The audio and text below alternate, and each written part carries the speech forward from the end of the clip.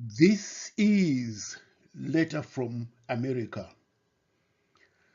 Today's topic: broke and newly born Citizen Coalition for Change's Highfields rally of 50,000 showed Zimbabweans have the power in numbers to overthrow the ZANU PF regime.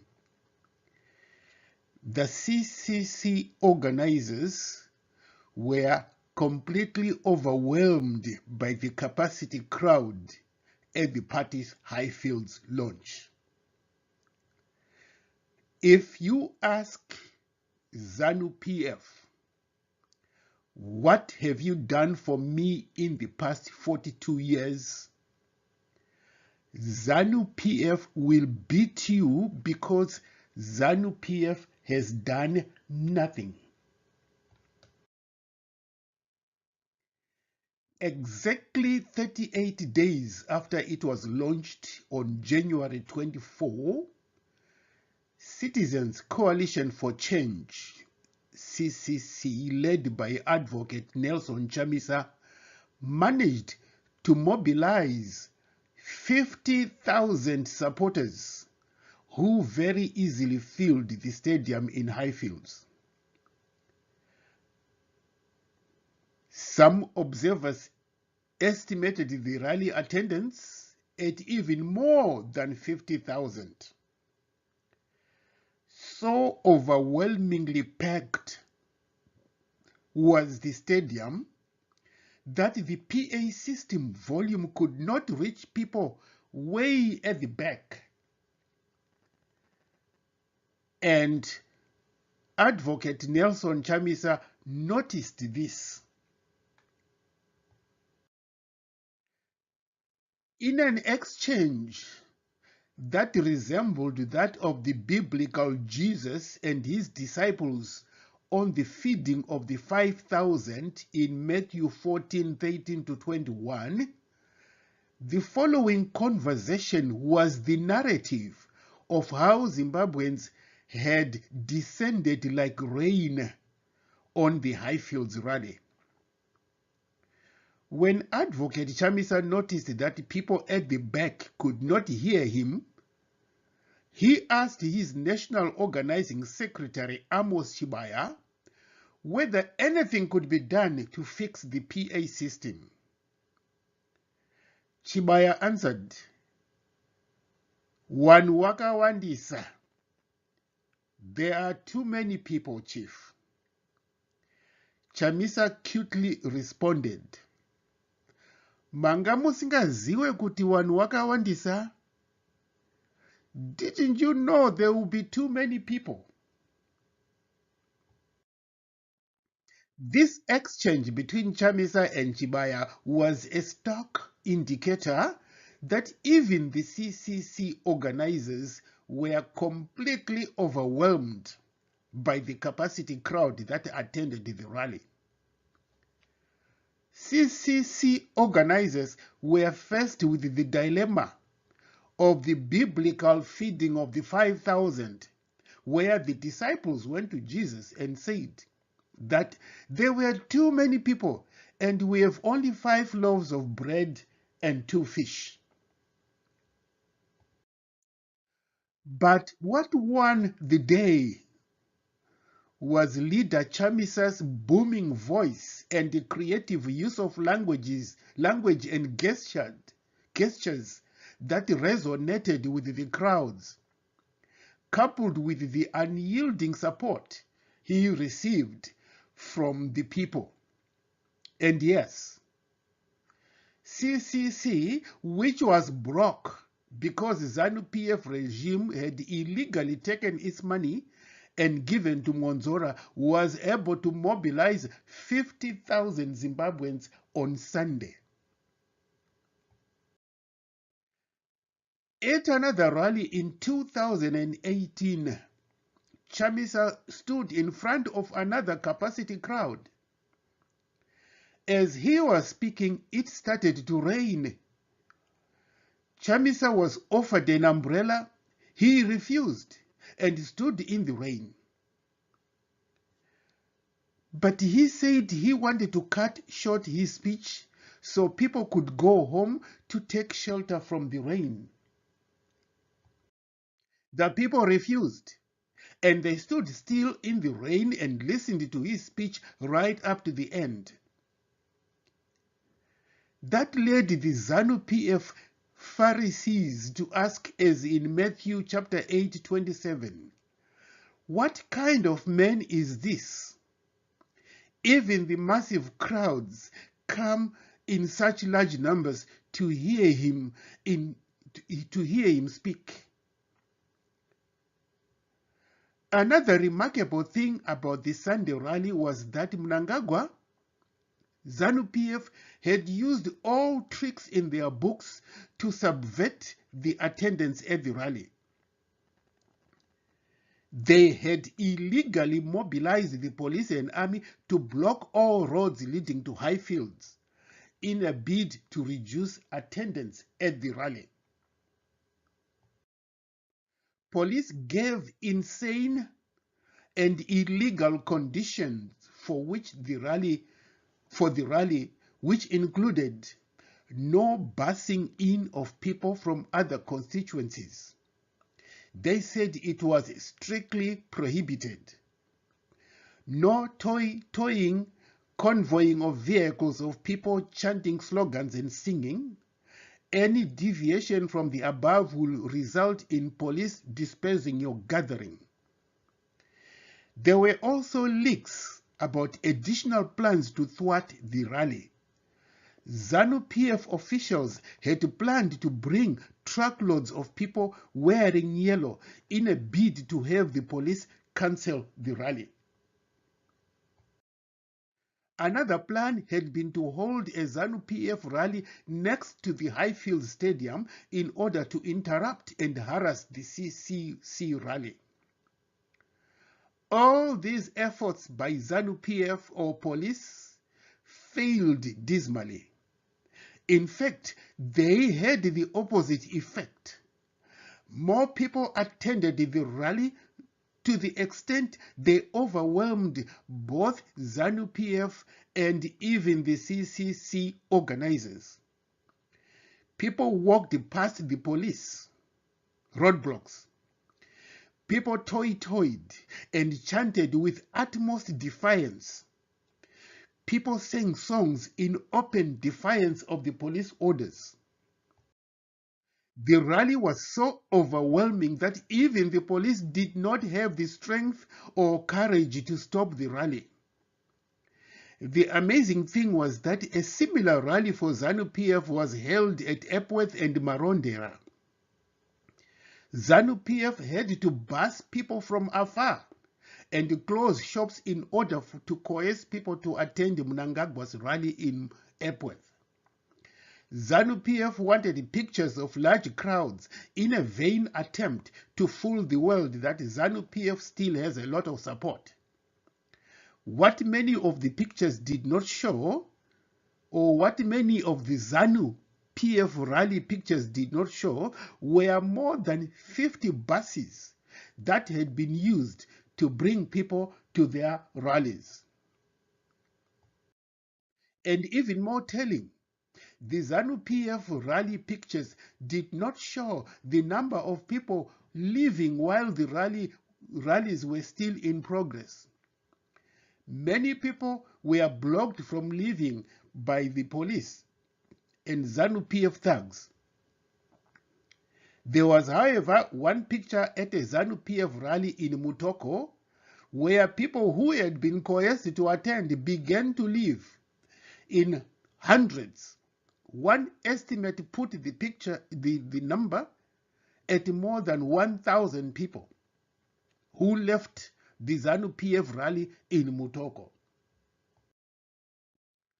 Why did ZANU PF have to resort to such measures to coerce people to attend their rallies? 1. ZANU PF is now a shadow of its former self. ZANU PF has nothing to show to the people of Zimbabwe what it has done for them in the past 40 42 years that it has been in power. ZANU PF is now 100% dependent on the use of rigging elections, violence, and support from the army in order to stay in power. What Zimbabweans see in 42 years of ZANU PF misrule is 1. Looting. More than $1 billion US dollars are looted every year. 2. Empty promises. ZANU PF has not fulfilled any of the promises it made in the last 42 years that it has been in power. 3. Poor governance. 4. Mismanagement. 5. Human rights abuse. 6. Corruption. 7. Broken health and transportation system. 8. What some people call the Feja economy. 9. Poverty. More than 70% of Zimbabweans now live in poverty. 10. 90% of Zimbabweans are unemployed and have to rely on vending. 40-year-olds have never held jobs in their lives. In a remarkable contrast, the newly formed CCC had very easily resonated with the people of Zimbabwe. Chamisa's speech at the rally offered the people of Zimbabwe hope because he addressed their concerns. In a day and night contrast, ZANU PF rally in Epworth and Marondera was full of the leaders' authoritarian rule. They made threats and offered nothing for Zimbabwe. Mnangagwa said at the rally that many people had asked about corruption in the Mugabe and his regime era. Mnangagwa's answer was, "Ndakati rega ndinyarare ngekuti inini ndiri muri hurumende." Many people asked me about corruption in the Mugabe and my regime. I decided to keep quiet because I have been in the government, said Mnangagwa.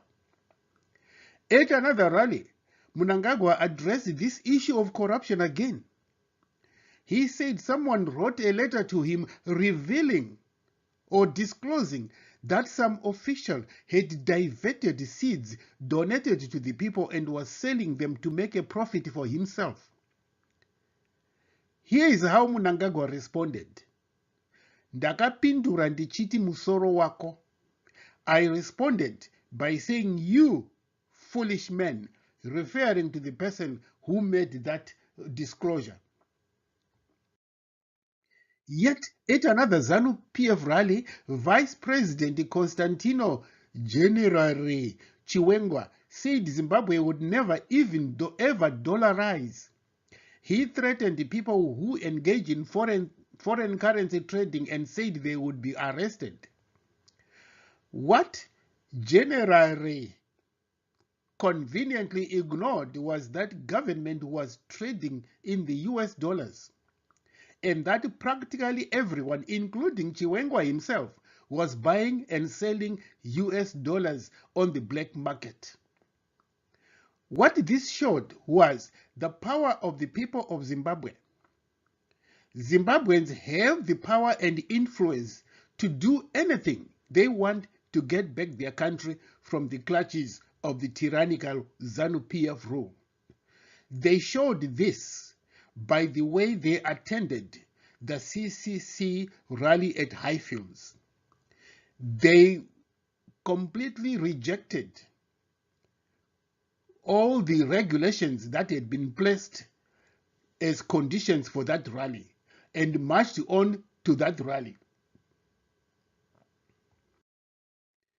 The people's power, especially the youths, The people's power in numbers has been proved successful in Zambia, Malawi, Sudan, Egypt, Tunisia, Libya, and several other countries in Africa. Mnangagwa and ZANU PF know it.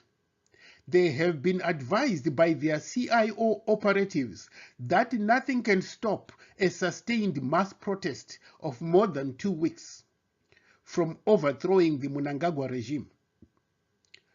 Not even the police or the army or ZANU PF youth militia thugs can control the anger and resolve of the people of Zimbabwe. The CCC rally at Highfields also showed whom the people of Zimbabwe have chosen to lead them. The CCC, as I said earlier, had no money.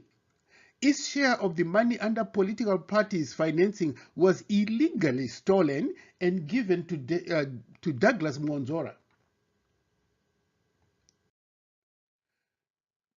Its head office was illegally given to Thokozane Kupe and later grabbed by Douglas Mwanzora. Its name MDC Alliance was also illegally stolen and given to Douglas Mwanzora. ZBC TV and radio were strictly prohibited from broadcasting the news of the CCC rally. All the state media had a blackout on any news about the CCC rally. The internet was briefly shut or slowed down to avoid publicity for the rally. But the people of Zimbabwe overcame all these stumbling blocks and filled the Highfields Stadium to capacity. More than 50,000 of them.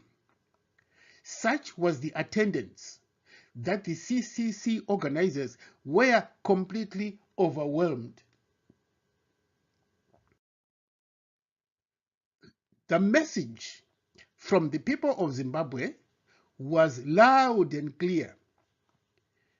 The people of Zimbabwe have chosen Advocate Chamisa to lead them to the land of freedom. The CCC rally was held at the same venue as rival Douglas Mwanzora's MDCT, which he used for his own by-election campaign launch last week. According to documents retrieved by Newshawks, Mwanzora spent more than 1.5 million Zimbabweans for the rally. Mwanzora hired 20 buses to ferry people to his rally at a cost of 75,000 Zimbabwean dollars. Mwanzora spent $500,000 to rent a PA system. Mwanzora's rally was attended by an estimated 300 supporters. Mwanzora's officials argued it was over 5,000 people. But the pictures showed a far less number. In journalism, pictures do not lie. Both Mnangagwa and Mwanzora's rallies were nowhere near the CCC rally in terms of attendance and organization. It was crystal clear whom the Zimbabweans have chosen for their leadership. But it never rained, but poured for Mnangagwa and ZANU PF. The European Union renewed restrictive measures against ZANU PF regime a few days after Mnangagwa returned from what the state media hailed as a successful re-engagement visit to Brussels.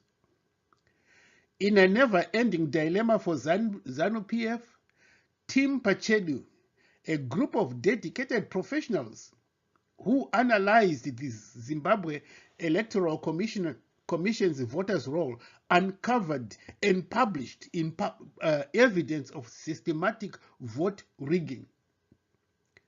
Team Pachelu describes itself as patriotic Zimbabwean citizens who strive to promulgate the culture of transparency, responsibility, and accountability without any fear or favor. Tim Pachedu's revelations of vote rigging sent ZAC officials reeling and scrambling for answers. ZAC held a press conference. Their response was seen as completely unconvincing because ZAC did not address the evidence before them of vote rigging. Some of the evidence of vote rigging revealed by Tim Pachedu included ZAC made extensive changes to 156 polling stations without consulting stakeholders. As a result, more than 85,000 voters have had their polling stations changed without being consulted. ZAC had changed 170,867 addresses without informing or obtaining permission from the voters.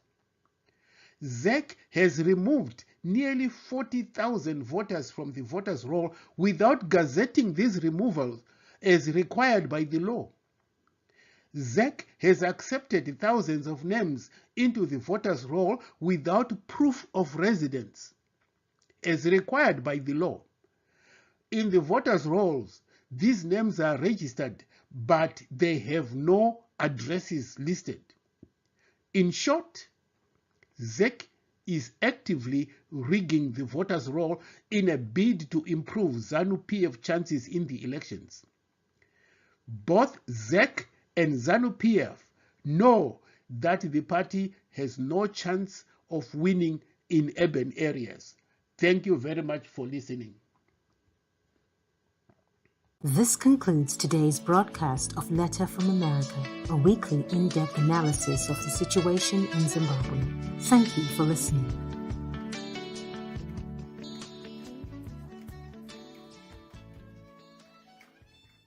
This concludes today's broadcast of Letter from America, a weekly in-depth analysis of the situation in Zimbabwe.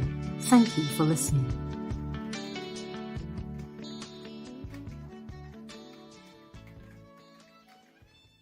This concludes today's broadcast of Letter from America, a weekly in-depth analysis of the situation in Zimbabwe.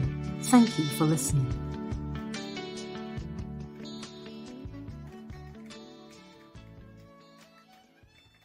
This concludes today's broadcast of Letter from America, a weekly in-depth analysis of the situation in Zimbabwe. Thank you for listening.